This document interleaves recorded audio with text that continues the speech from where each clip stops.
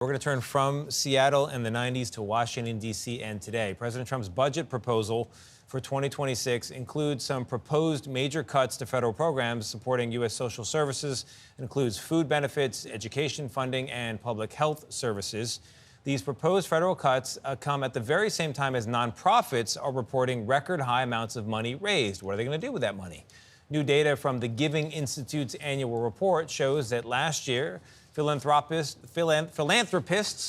it means love for humanity in Greek, by the way, donated more than $592 billion overall. With major cuts on deck, again, they're just potential at this point. The question is, will there be enough money in the world of philanthropies to cover the shortfall? Or will big donors have to open their wallets even more?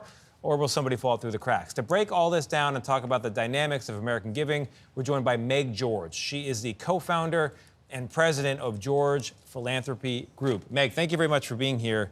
So there's kind of an idea in people's minds that if the government's not going to do something, maybe the world of philanthropy will. Does that make sense, and is that going to happen?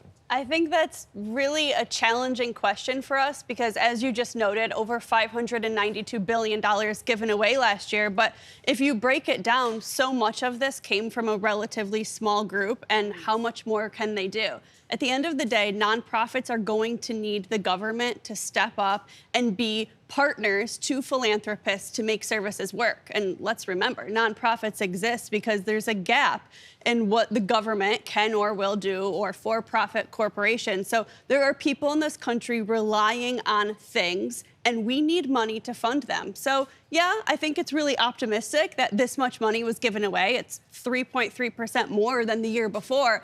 But I don't think that we can plan for individuals, families, and foundations to step up to that extent, even though we're expecting them to step up a bit. Is there the concern, though, when you have just a few select people really doing the bulk of the donating, that they could then have an outsized influence on what is being funded and the issues that they care about? It's true that most people are going to give most to the issues that they care about, but we've really seen a change, a turn away from that quid pro quo or that give to get. And I think people are choosing to invest in the things that they want to find solutions in. Philanthropy today is about finding the biggest problems that people want to tackle, finding a solution and funding it. And we just saw the Time 100 magazine list come out, 100 of the most influential people in philanthropy. It's a gift to Americans. You can read 100 stories of the ways that people are using generosity to find solutions to challenges.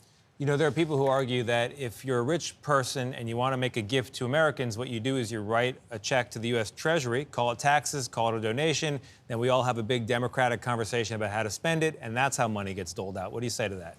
I would say that no one has to give.